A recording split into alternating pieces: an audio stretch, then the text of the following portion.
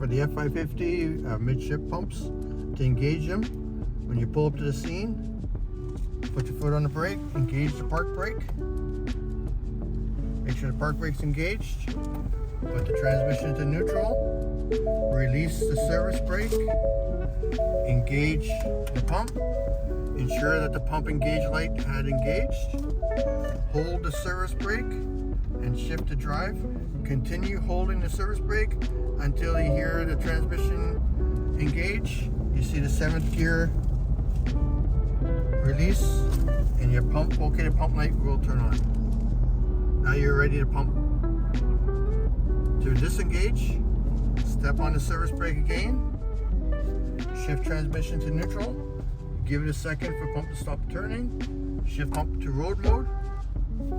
Shift truck to park. Release service brake, and truck is now back in the road mode. Engaging the pump. Engage parking brake. Put transmission into neutral. Release service brake.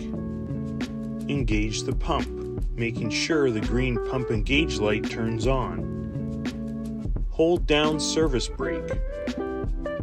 Shift transmission to drive and continue holding the service brake to ensure pump engages and the 7th gear appears on the dashboard display.